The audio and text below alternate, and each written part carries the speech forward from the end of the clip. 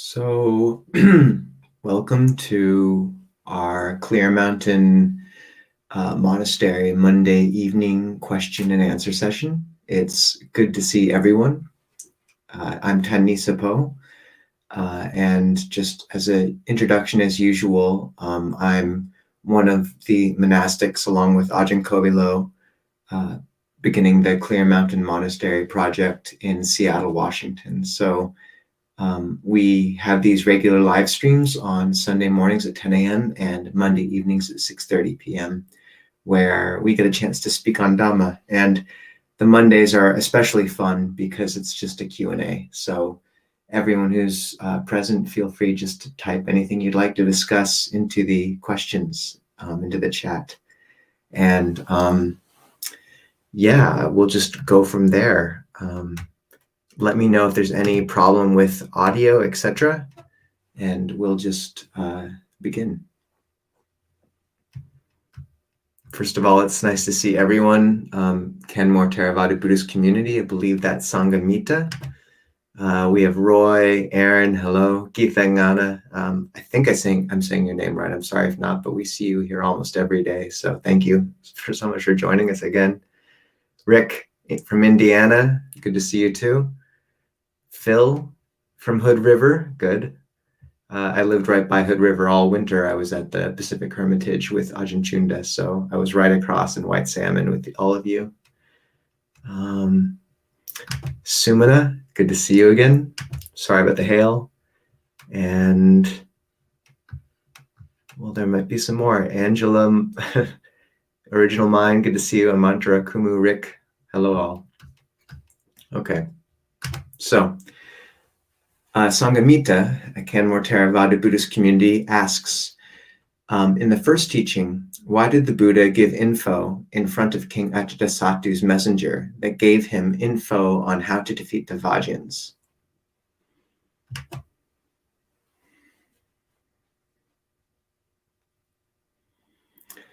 So what this question is referencing, I think, is in the Parinibbana Sutta, which is in the longer length discourses, Digha Nikaya.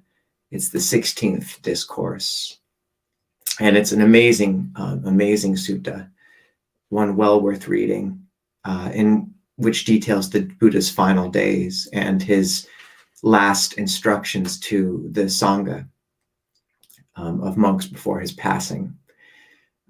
So it speaks about how he goes from community to community expounding the Dhamma, and specifically there's some really important points in the sutta which are supposed to kind of help the Sangha carry on. So it makes special note of the fact that what the Buddha spoke of more than anything in these final expositions were the 37 wings to awakening.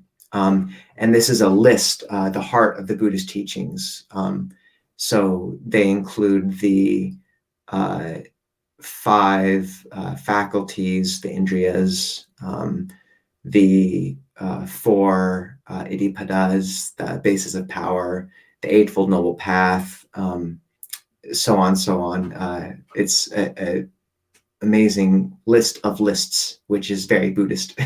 So it goes into that, and then it details his final days. And the whole sutta actually begins with a interesting event where King Ajatasattu, who was one of the Buddha's main supporters, was King Bimbisara, the king of Magadha, which was, the Buddha lived at a time when all the warring clans were being taken over slowly by kingdoms and larger amalgamated states. And Magadha had begun to encroach on various territories, and King Bimbisara was the king of that state during much of the Buddha's time, and he was a stream emperor, which means he'd attained the first level of awakening and a profoundly faithful and good man. His son, King Ajatasattu, murdered him and committed patricide, and was an unbelievably bloodthirsty king, at least at first. And basically the sutta begins with King Ajatasattu wanting to invade a neighboring kingdom named Vajja, and sending his minister to speak with the Buddha. And the minister asks the Buddha says that King Ajatasattu wants to invade, will this be successful? And the Buddha turns to his assistant and says, what have you heard about the Vajjans? Do they do this, do this, do this? And Ananda says, yes, they do all these things. And the Buddha says, then they cannot be defeated. And the principles he names that the Vajjans uphold are sort of the basic principles that he hopes that the Sangha upholds when he passes. And it's used as an analogy to make a point about what principles the Sangha must rest on, the Sangha, the community of monks and nuns, if they are to sustain themselves after the Buddha passes. So the qualities that he lists for the Vajjans are they meet in harmony, they meet frequently and have frequent meetings. They meet in harmony, carry on business in harmony, and leave in harmony. They do not decree what has not been decreed or abolish what has been decreed. So they keep the things and traditions. They honor the elders of their society. And then the last three are unique. Those first four, the Buddha also tells the Sangha to uphold. The last three with the Vajjans, I believe, are they don't drag away young women to marry them, which is good that they don't do that. They don't. They honor and respect shrines and their religious relics, and then they.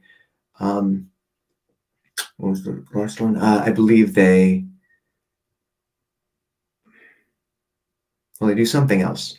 And then he draws an analogy and says that similarly, when I pass, the Sangha should meet frequently, etc., meet in harmony. And then the final three for the Sangha is as long as the monks and nuns don't fall under craving for future birth and future becoming, as long as they resort to wilderness dwellings, and as long as they maintain mindfulness, so that other virtuous companions in the spiritual life come and live with them, then the Sangha can be expected to last for a long time.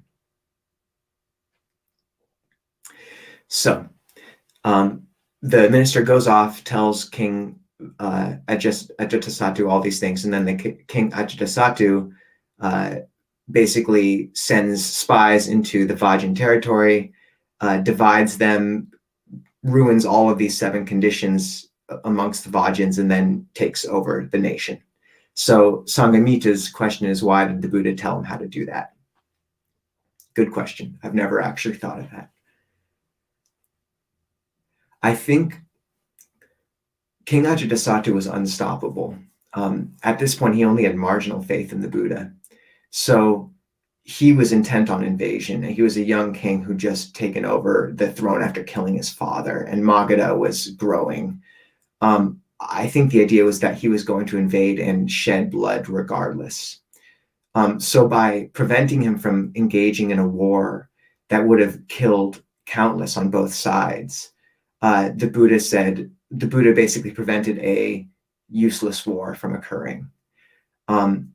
What King Ajatasattu then did was basically initiate a bloodless takeover. I mean, there might have been some minor fighting, but effectively he divided the Vajjans so that his invasion was unresisted.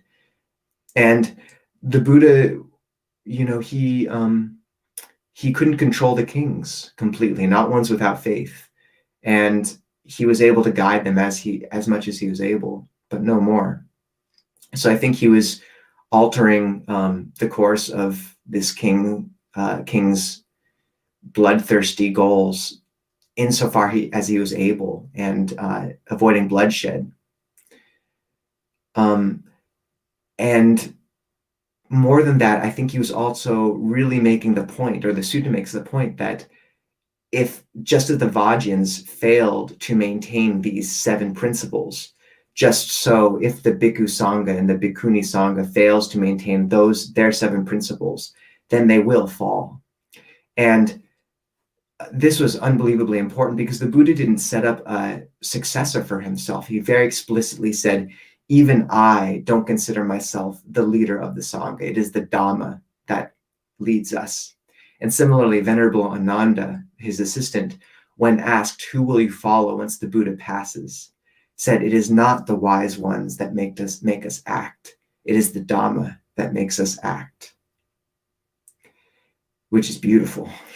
And so all that to say that the Buddha was doing something radical. He did not name a successor. He was trying to create an institution that would sustain itself through the rise and fall of empires. And he did it.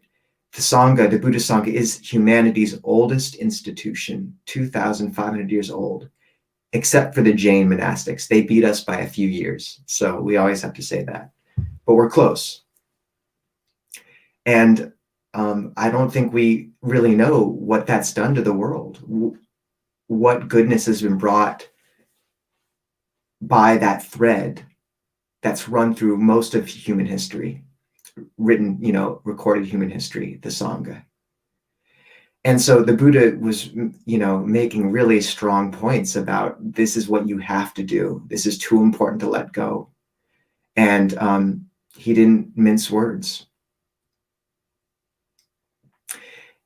I think it's also worth noting, I came back to the US on election night last November 3rd, I believe. And I found America quite changed in terms of what people were worried about in the politics, regardless of what political side they fell on. And I think it's really worth looking at how the Buddha navigated conditions of his world, which were far more dire than ours. Even King Ajatasattu, who was a brutal king, who murdered one of the Buddha's foremost disciples, his father, came to the Buddha and asked for advice, and the Buddha received him with equanimity and care, and he taught him the Dhamma. And by the end of the talk, King Ajatasattu said, look, I've done great wrong. I've killed my father, who was a good man. And the Buddha said, one who acknowledges their fault and undertakes restraint in the future grows in the Dhamma. And King Ajatasattu basically converted and became a fairly good king and ended up sponsoring the first Buddhist council. So I think it's a good recollection of things may appear dire politically in the US and elsewhere. And we, if appropriate, one should take action as seems appropriate. But remember that there's something that can walk through even those difficult conditions and maintain love and care even within that. And the Buddha walked through those conditions with that same steady gait. Okay, let's see, what else do we have? Good question, Sangamita. I've never thought of that. So thank you for making me look into it a little, or think about it. Roy D'Souza. Oh, Kumu, the live stream does not appear on YouTube. Is it only on Facebook? I think, Kumu, that it should be on YouTube. Clear Mountain and Buddhist Insights channel should have it right now. If you're on your iPhone or mobile, then the chat section can be a little hard to see, but it should be there. I'm sorry if it's not. Roy, I would like to enjoy the pleasures that arise during insight meditation. I'm not sure if I'm building an attachment.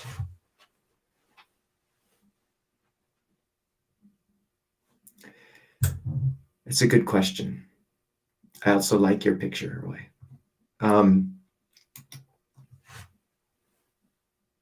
There's another sutta I really love in the longer length discourses, and I think it's number 29. And the Buddha says, if wanderers of other sects accuse you, saying, these mendicants, these bhikkhus, are addicted to jhana, which is deep states of meditation, of concentration, you should respond, yes, We are addicted to meditation and jhana. I say to you, bhikkhus, that these 4 ways of life are ways of life completely conducive to dispassion, to cessation, to release, to nibbana, to realization. Therefore, if others accuse you of being addicted to jhana, you should say yes. I love that sutta. So I think this worry you do hear frequently about becoming addicted to jhana, to deep states of meditation or to deep states of concentration, arises from 2 misunderstandings. The first is, or two issues. The first is that I think samadhi practice, the practice of bringing the mind to calm, has been taught not very well in the West. The admonition to bring one's attention to one point immediately, usually the tip of the nose and the breath, and to just use force of will to keep the mind there, I have found works for very few Westerners, with our tendency to think a lot and neurotically and compulsively. This, I think, is one of the powers of the new kind of wave of breath meditation teachings, and recent scholarship by Bhante Analayo, Ajahn Jeff, Ajahn Nisabho, and others, that points to the fact that the Buddha, when he spoke of breath meditation, was speaking of a very broad awareness encompassing the breath energy that moves through the body. And to approach breath meditation in that way is much more successful for Westerners, as far as I've seen, because it works with the thinking mind. It allows one to explore the breath energy in the body, to play with it, to learn to nourish the mind with it. And then once things have calmed down, then to let the mind settle in one spot.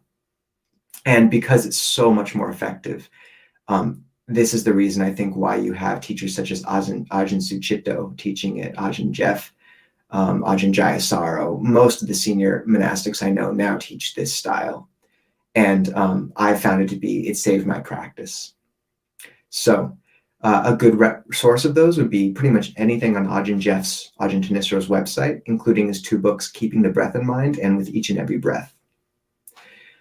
But I think that many of the warnings against becoming addicted to jhana come because people can't get jhana and can't get deep samadhi. So there's almost an inclination to talk about, don't go there, it's dangerous, because they don't have access to it. And not to say I have access to these deep states or others do, or I'm not trying to go into that whole realm. I'm just saying that subconsciously there does seem to be a pointing to this, or a shying away from these deep states of concentration and praising them, because these ways of concentration don't seem to work very well. So that's one sense. The second is that I think this warning against becoming addicted to jhana comes from a misunderstanding that we aren't already addicted.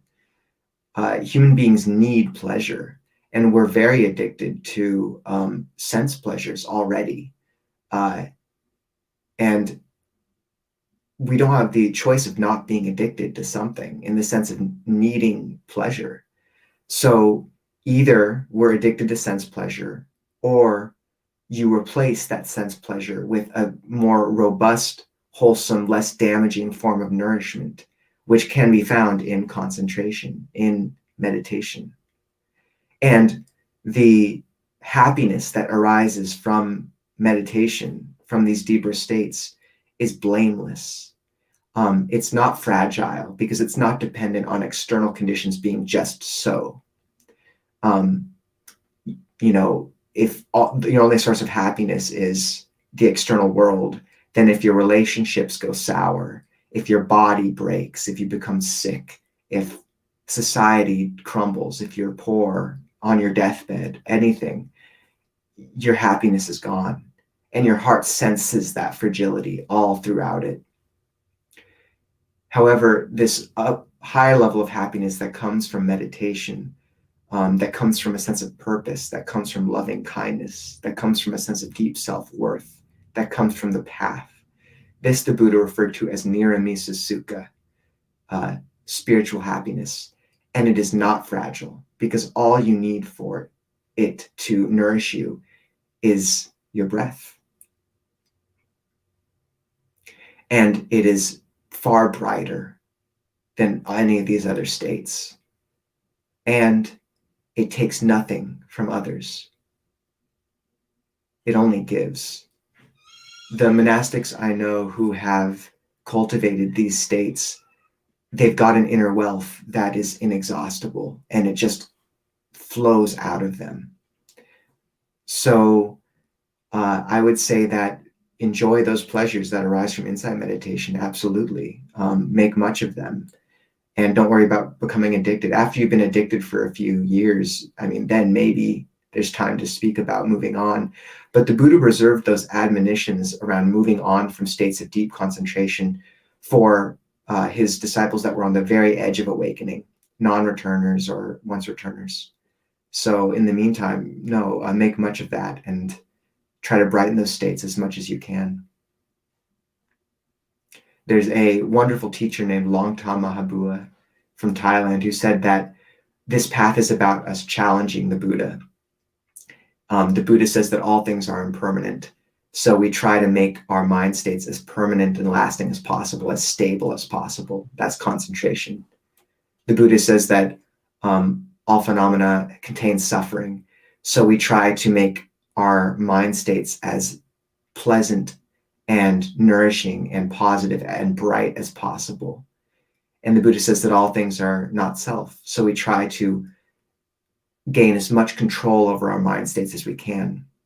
And only after we've set our house in order, so to speak, by really gaining that sort of control over our minds and hearts and cultivating them into these bright things, then the great teachers say you sort of corner yourself and you do come up against a wall where then there's a break and then total awakening is possible. But in the meantime, you're trying to cultivate all of that pleasure, the ability to direct one's mind, stability, and that's good.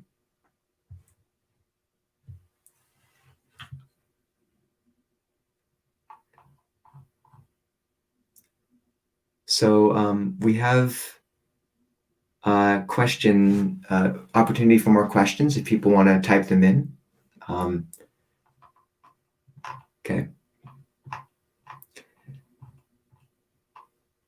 Okay, great. Angela, Nisabho, just curious what words of Dhamma have been the most transformative for you?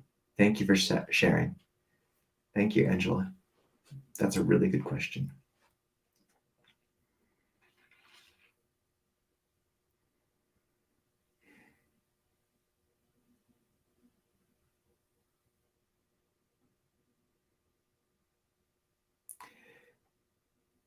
It's interesting to begin reading the suttas.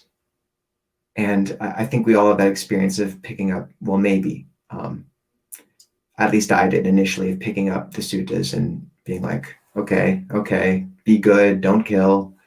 And, then they sort of repeat it a few times, page after page, and you're like, all right, another list. And, there's pieces in there, but it's hard to get through. At least it was for me initially. But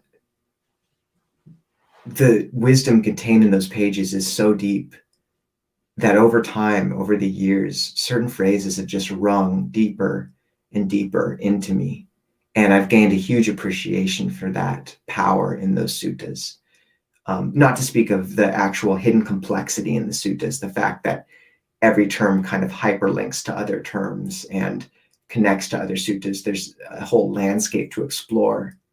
But some simple phrases that have rung for me over and over through the years are, one phrase is when the Buddha is speaking about holding the 5 precepts, he says, one becomes sensitive to the pleasure of being blameless. And that really struck me over time and still does. Because it's true, you don't notice it at first, what it means to hold good morality, and yet over time, that sense of being clean and that deep sense of self-worth begins to be really nourishing, but it takes time. That phrase has rung with me, as has the word for morality, sila. It reminds me of a bell, a clean note, with the taste of fresh snow. I say that a lot, but it does ring that way. Another sutta that has gotten me is there's one in which the Buddha admonishes his monks saying, as a visitor of families, you may go to families thinking, may they give much, not little. May they give promptly, not slowly. May they give fine things, not shabby things. May they give carefully, not carelessly. In this case, if those people give shabby things, not fine things, if they give slowly, not quickly, etc., one becomes angry. A monk like this is not fit to be a visitor of families. So as a monastic, I have defilements like anyone, and sometimes maybe you want one thing and someone gives another, or maybe they, give carelessly or something. And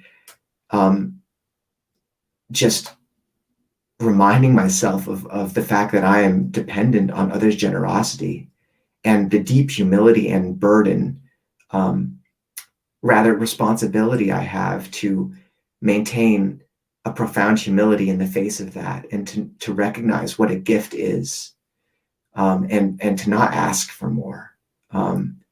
As monastics, we're not supposed to ask for anything except water unless we're invited. We're supposed to be truly helpless in that way. And that phrase rings frequently for me and has helped direct me to be a better person, I hope, and a better monastic and more humble. There are countless other ones. One of my favorites I reference a lot is Ajahn Pasano, abbot of Abhayagiri, where I stayed for a time. One of the great parts of our tradition is that we live in community. People have this idea of monastics living off in huts alone, but we do spend time alone meditating, but living in community is one of the most powerful teachings. And it's the reason I think that the Thai forest tradition and Ajahn Chah lineage have been so powerful and so transformative for us kind of isolated Westerners. So Ajahn Pasano speaking to this, and he's like, living with other people, it's terrible. And ha ha ha, which is what Ajahn Pasano does. But, speaking just to the real difficulty of living with other people, it's not easy, but it's also the best thing in the world. And he was acknowledging that implicitly as well. So I love that phrase as well. There's many others. That's a really good question. I would like to say more on that someday, but I should move on to others. Thank you, Angela.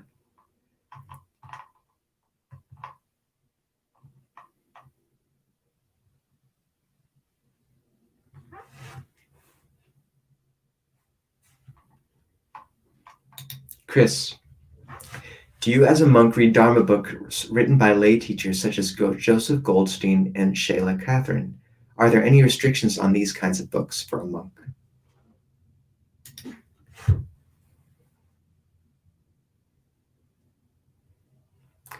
I do read books by lay teachers, or listen to them sometimes, or listen to podcasts of their teachings at times. However, I do have to admit, there's certain ones that I would lean towards more. Shayla Catherine, I think I do like, although I have not read a lot of her. Joseph Goldstein, I respect a great deal. That being said, I've found that I really do lean towards listening to monastics. There's some teachers which just strike me very deeply. Ajahn Nisabho and Ajahn Sucitto, Ajahn Sumedho. These are just, I just lean more and more towards them, and other monastics as well. I've been listening to ISM Tusika, a bhikkhuni in California. And I appreciate listening to Mahayana teachers as well at times. Pema Chodron's very special. And I recently have really appreciated Venerable Thupten Chodron, who was one of my first teachers. So I set up a website called the Fourth Messenger, fourthmessenger.org, which was supposed to showcase teachings and art by monastics and draw from all traditions. And I really have found there's immense power in many traditions. One of the most powerful teachers that I think is not known enough about is a teacher named Tenzin Palmo. She was one of the eldest Tibetan bhikshunis. She was born in, I believe, England, and she traveled to Tibet, was recognized as a tulku, a reincarnation of a famous teacher, although no one would tell her which teacher that was. And she went off and meditated in a cave for 10 years. 3 of those years, she didn't lie down. And she then started a nunnery near Dharamsala, which is still going. She's still alive, teaching and running that nunnery. She visited the US a few years ago. But she's teaching basically, there was a lineage of Tibetan yogi nuns that almost died out, and she saved them. I think they're called the Taglinis. I'm mispronouncing that. But they're the counterpart to the sort of Tibetan yogic male tradition. And there's just stories that she tells of these monks. They do something called the fire of Tumo, which is like Wim Hof, but even better. Basically, they drape themselves with these wool blankets soaked in water in the middle of the night in Tibet, and they just steam off the water with their internal heat.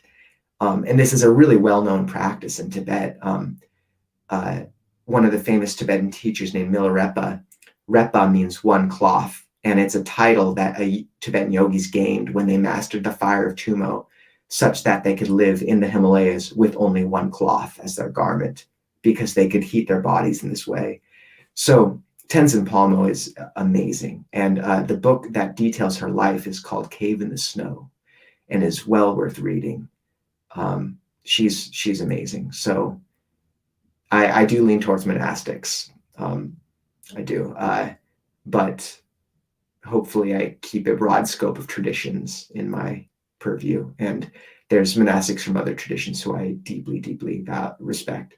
And many lay teachers I find very powerful. Joseph Goldstein, Gil Fronsdale, etc.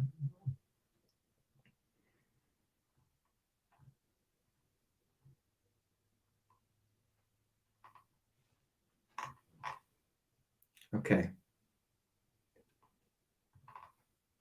Let's see. Sorry, there's a lot of questions. All right. Shadow of label. Why does meditation cause high-pitched noises in the ears? So I don't think it does for everyone, but there's a famous practice called the sound of silence, discovered or articulated most prominently or notably, I believe, by Ajahn Sumedho.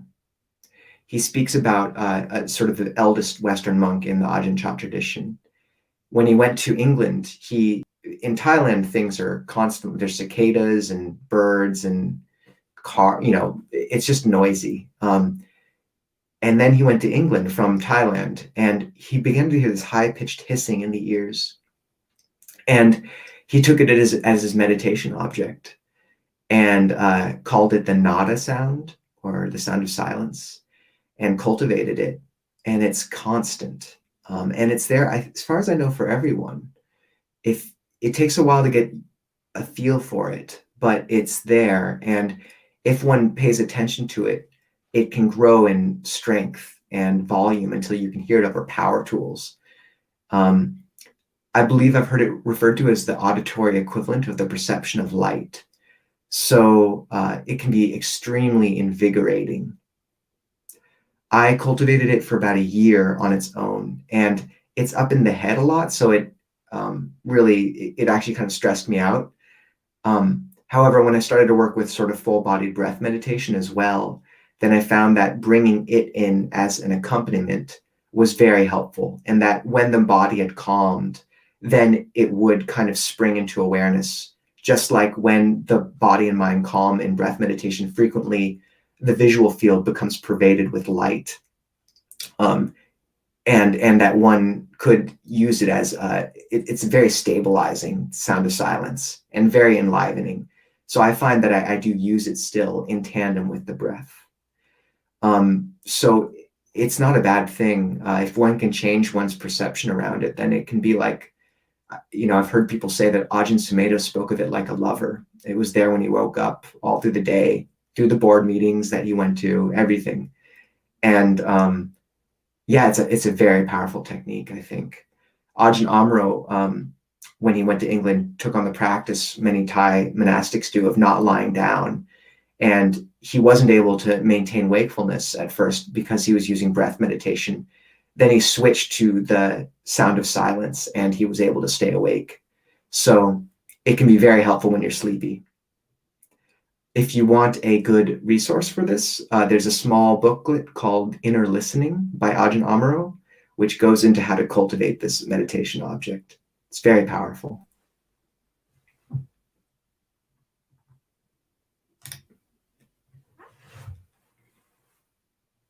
A Vipassana school with focus on lay people states that the path of insight is more practical for lay people. From your experience, would it be practical for us to aspire to jhanas?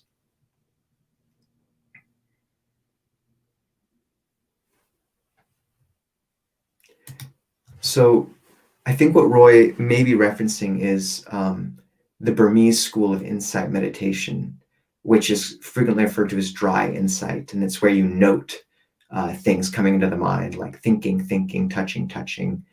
The idea is, as far as I can tell, I haven't practiced it in depth, to basically achieve a sort of signless awareness, basically detached from phenomena. And I believe there's the idea that this can lead to awakening. Most of the teachers in my tradition believe that. I think the question of what ultimately leads to awakening is perhaps not as important to address here. In the suttas, for the record, it is said very explicitly you can achieve awakening from any of the four jhanas. And there's some schools of thought that say that even without the jhanas, at least in this life, that one could achieve. I'm much less sure about that fact. But I think that one of the really important things here is that it doesn't have to be this thing of aiming for jhana versus dry insight. The jhanas are these labels we apply to states of concentration, and it's a useful framework. But what one is trying to do is just calm the mind and nourish the body and mind in a deep way and brighten it. I mean, that's what concentration is.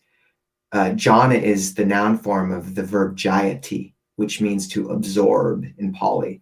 And perhaps instead of reifying, crystallizing these concepts into the jhanas, it's much more helpful just to think of the factors of concentration the Buddha spoke of, the jhana factors, the qualities of mind that characterize these states of concentration, and that one is just trying to cultivate them as much as one can.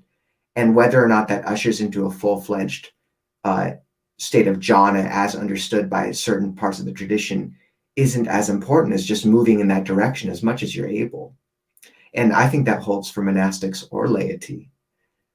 So one of the reasons I think that jhana gets kind of solidified into these concepts and these states that are so far away is based on what I'd said earlier about how samadhi practice has been taught in the West.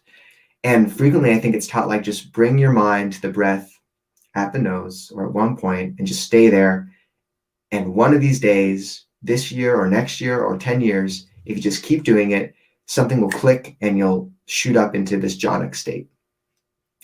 And I think that sort of dynamic really lends itself to reifying jhana as this distant goal and something that how could a lay person ever achieve? I think the newer approach, not newer, I think it actually is more what the Buddha taught. The way of approaching breath meditation now really taught by most of the teachers in my tradition And that recent scholarship has pointed to quite possibly being the way the Buddha taught it, of approaching breath as a sort of full-bodied experience, at least at first. It's just, instead of kind of slamming one's mind into the same meditation object time and time again in a sort of joyless act of will, day in, day out, when one is cultivating skill and using the breath energy and really nourishing the body and mind in this way, one can feel these factors of jhana, the jhana factors just arising more and more. Like there is the sense of, the jhana factors, I believe, are directed thought and evaluation, piti, which is rapture or refreshment, sukha, which is pleasure, ekagata, which is one-pointedness of mind, and actually vitaka vichara are two separate factors. So directed thought, evaluation, piti, pleasure, one-pointedness. So regardless of whether or not you reify those into jhana or you feel like you're reaching jhana, just seeing those arise more and more in your meditation and cultivating that and learning to approach the breath in a way that allows that to happen, it's good enough, and there's no downside.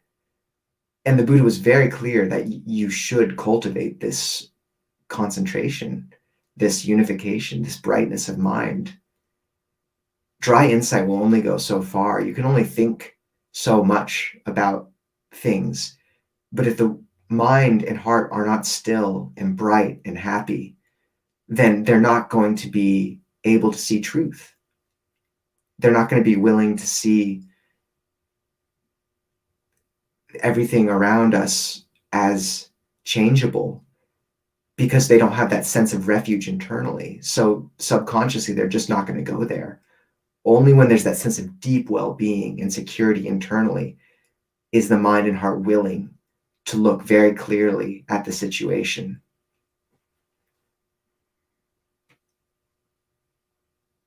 So all that talking about this approach to breath meditation, it's been very abstract in this video. Once again, I'd refer people to Keeping the Breath in Mind, or With Each and Every Breath by Ajahn Nisabho. And to give a brief just pointer to what I'm speaking about, instead of the direction being bring your mind to the breath at one spot in the nose, the teacher's it would be much more looking at pana, or the breath, as a bodied energy. And you cultivate a sort of full-bodied awareness first. There's many ways, but simplest perhaps by just visualizing the body as three chambers. The head, and one sort of establishes awareness in a bubble around the head, breathes there for a time and senses sensation.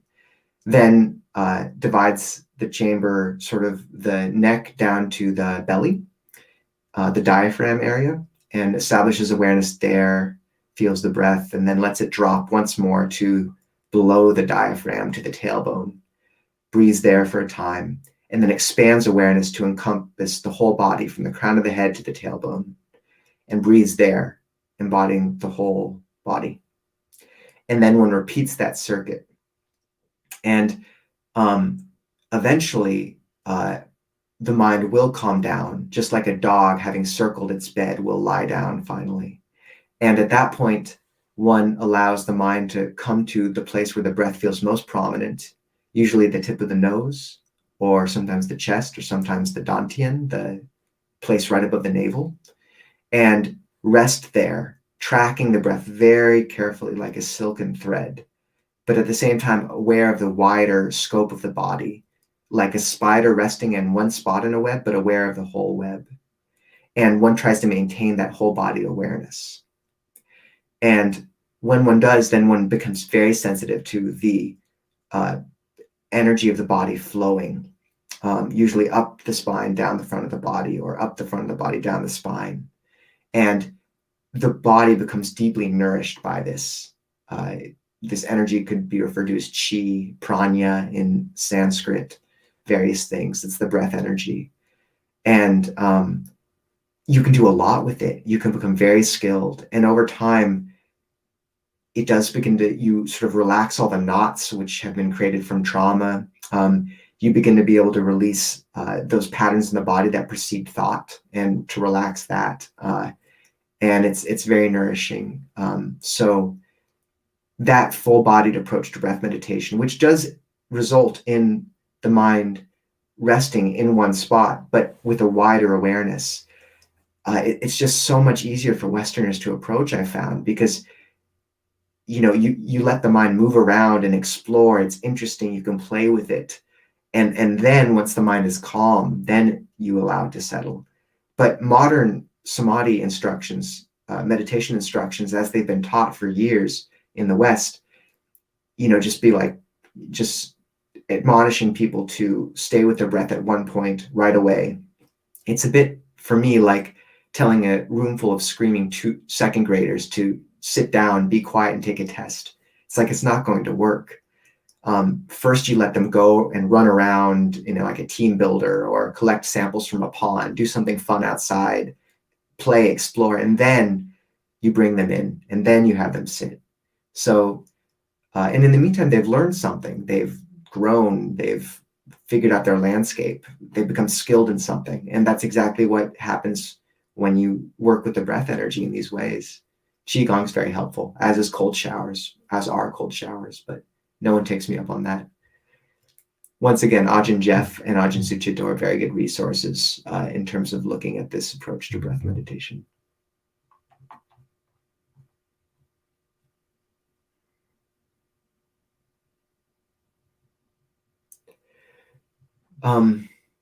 I've run over my time, but there's a question which seems really important. Amaranta, can you recommend a sutta for a person who is ill and won't be able to recover? She's not a Buddhist, but wants to know about it.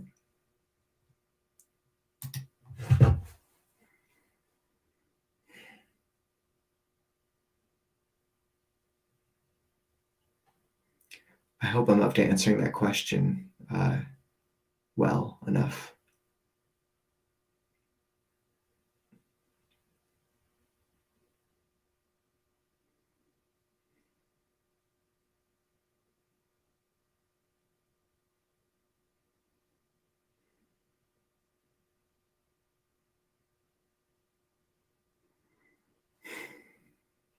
Amaranta, if you want to email